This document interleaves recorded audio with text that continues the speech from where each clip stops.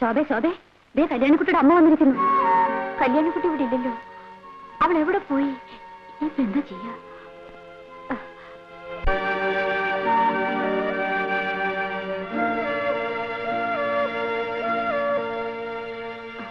വരൂ,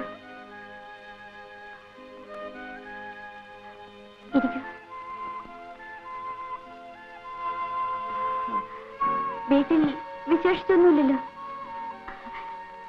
ലക്ഷ്മിക്ക് സുഖമല്ലേ? അതെ. ഞങ്ങളുടെ പരീക്ഷ അടുത്താഴ്ച തുടങ്ങാണ്. അറിഞ്ഞു.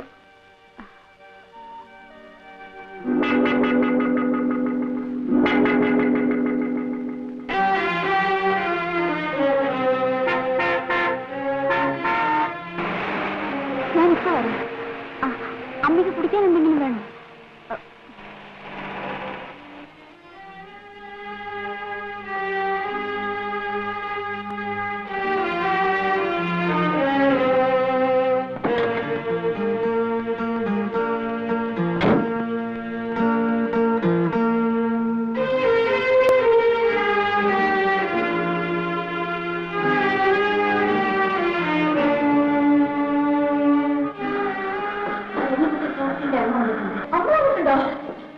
ആ ചിത്രവും കണ്ട് അമ്മ ദേഷ്യത്തില.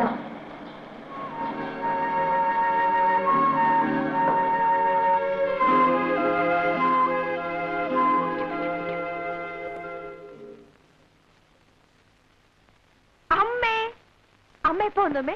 എവിടെയായിരുന്നു നീ ഇതുവരെ? ഞാനേ മോളിലില്ലേ, മോളിലെ ടെറസ് അവിടെ ഇരുന്ന് വായിക്കായിരുന്നു അമ്മേ.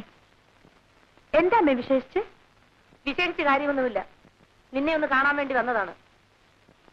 എന്താണ് ഇത്? ഓ, അപ്പോ കേട്ടതൊക്കെ നേരായിരുന്നു അല്ലേ? ചുമ്മാ ഇരിക്കും അമ്മേ. ഓരോന്ന് പിള്ളേർ പറഞ്ഞുണ്ടാക്കുന്നു വെച്ച് വെറുതെ പറയുന്നതോ? അന്വേഷിച്ചറിയാൻ പറഞ്ഞിട്ട് ഇവിടെയുള്ള നിന്റെ ചെറിയച്ഛൻ എനിക്ക് കത്തയച്ചിട്ടുണ്ടായിരുന്നു. എന്താണ് നിന്റെ ഭാവം? വിവാഹമാണെങ്കിൽ എനിക്ക് വേറെ വിവാഹം വേണ്ട. ആ ക്യാപ്റ്റന്റെ വീട്ടുകാർക്ക് ഏതാണ്ട് വാക്ക് കൊടുത്ത പോലെയാ. ഞാൻ ആർക്കും വാക്ക് കൊടുത്തിട്ടില്ല. മതി പഠിച്ചത്, വേഗം പോകാൻ തയ്യാറായിക്കൊള്ളൂ. അമ്മ പരീക്ഷയാ. അതിന് നീ പഠിച്ച കാര്യങ്ങളൊക്കെ പരീക്ഷയ്ക്ക് എഴുതാൻ പറ്റിയതല്ലല്ലോ. പരീക്ഷ എടുത്തു എന്ന് അറിഞ്ഞുകൊണ്ട് തന്നെയാണ് ഞാൻ വന്നത്. നീ പരീക്ഷയ്ക്ക് എഴുതുകയും വേണ്ട, പാസ്സാകുകയും വേണ്ട. അമ്മ ഞാൻ പറയുന്ന കേൾക്കൂ. കല്യാണി, 10 ദിവസത്തേക്ക് ലീവിൽ എഴുതി കൊടുത്തോളൂ. സംസാരമൊക്കെ വീട്ടിൽ ചെന്നിട്ടാകാം.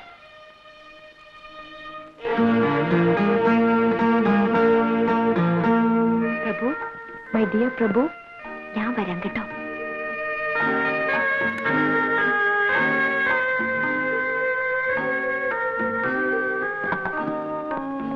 കേരടി.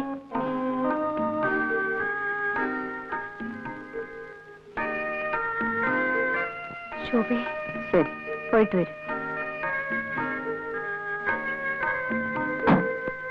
പോവാം.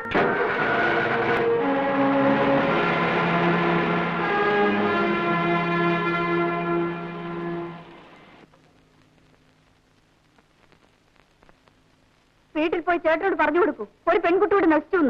ഇനി ചേച്ചിയും കൂടിയുള്ളൂ ബാക്കി. പറഞ്ഞോളൂ, ഇഷ്ടം പോലെ പറഞ്ഞോളൂ. നിങ്ങൾക്കൊക്കെ ഇതൊരല്പം നിയന്ത്രിച്ചുകൂടെ? നിയന്ത്രിക്കേണ്ടവരൊക്കെ തന്നെയാണ് ചേട്ടനെ ഇങ്ങനെയൊക്കെ ആക്കി തീർത്തത്. അവരൊക്കെ ആഗ്രഹിച്ചതുപോലെ ചേട്ടൻ ഇപ്പോൾ ആയിട്ടുണ്ട്. അവരോ? ആരാത്? അമ്മ, ഞങ്ങളുടെ അമ്മ. അച്ഛൻ, എന്റെ അച്ഛൻ.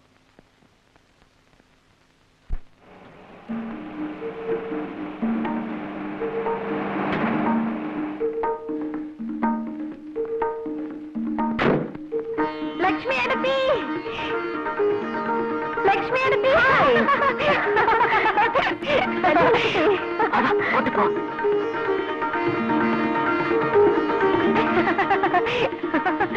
എന്താ കുട്ടി കേക്കണേ? പ്രേമം. കൊള്ളാം. എന്നെ കണ്ടല്ലേ കുട്ടി നീ ഇത്രയും കാലം വളർന്നത്? ലക്ഷ്മി എടുത്തി, നിനക്ക് ഞാനാവണമെന്ന് എന്താ ഇത്ര മോഹം? ആണിനൊന്നും നഷ്ടപ്പെടില്ല, പെണ്ണിനതല്ല കുട്ടി. എനിക്കറിയാം ലക്ഷ്മി എടുത്തി, എനിക്കൊന്നും നഷ്ടപ്പെട്ടിട്ടില്ല, എന്റെ മനസ്സൊഴി.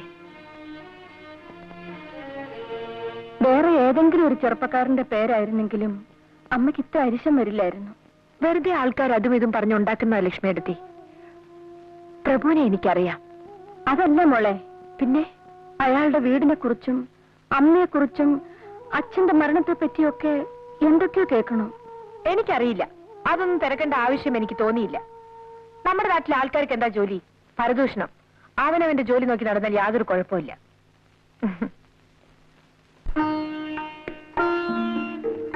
മൈ ഡിയർ പ്രഭു,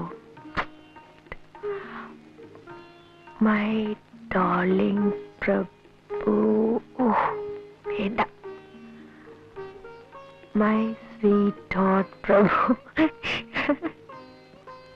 അമ്മ വീട്ടിൽ കൊണ്ടുവന്നിട്ടിരിക്കുകയാണ്. കിളികളെയും മറ്റും കൂട്ടിലിട്ടടക്കില്ലേ, അതുപോലെ.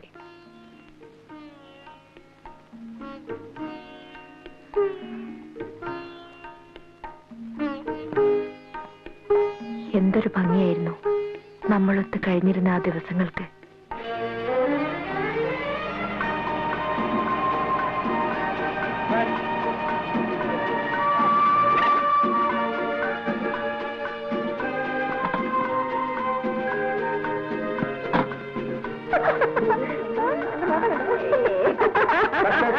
കഷ്ടം തന്നെ.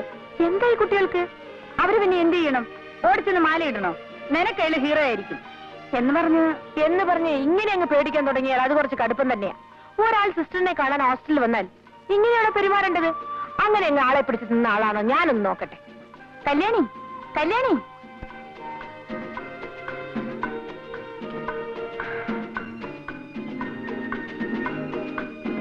നീലിമയുടെ ചേട്ടനല്ലേ? അതെ, ഞാൻ പറഞ്ഞു വിടാം. ഹായ്, നല്ല ആള്. ഇങ്ങനെയാണോ ശനിയാഴ്ച വരാമെന്നും പറഞ്ഞിട്ട്? ശനിയാഴ്ച കഴിഞ്ഞാൽ ഞായറാഴ്ച, അത് കഴിഞ്ഞാൽ വീണ്ടും ശനിയാഴ്ച. ഹായ്.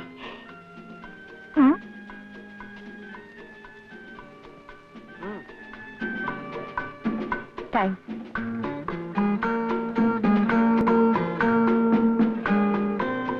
ഒരെണ്ണമെങ്കിലും ഉണ്ടല്ലോ എന്നെ പേടിക്കാത്ത ഈ ഹോസ്റ്റലില്. പേടിയോ? ചേട്ടന് കല്യാണിക്കുട്ടിയെ അറിയാഞ്ഞിട്ടാണ്.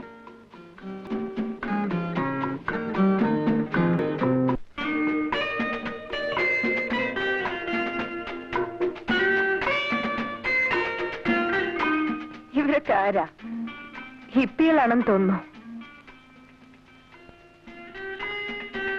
ടൂറിസ്റ്റുകളാ.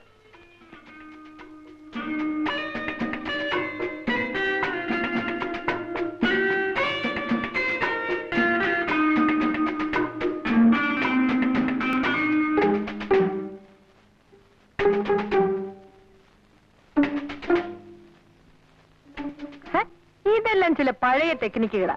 ദേ, നാടൊട്ട് ചീത്തപ്പേരുള്ള ആളാ. പറഞ്ഞില്ലെന്ന് വേണ്ട, ഞാൻ വളരെ കെയർഫുൾ ആയിരിക്കും. ഒരു വാക്കിലോ പ്രവൃത്തിയിലോ എന്തെങ്കിലും തെറ്റ് കണ്ടാൽ ആ നിമിഷം ഞാൻ കട്ട് ചെയ്യും. വിളിച്ചിട്ടും കിട്ടുന്നില്ല. വെറുതെ ഫോൺ അടിച്ചുകൊണ്ടേയിരിക്കുന്നു. നീ പോയി ഒന്നുകൂടെ ട്രൈ ചെയ്യും. അങ്ങനെ ഇപ്പൊ വേണ്ട.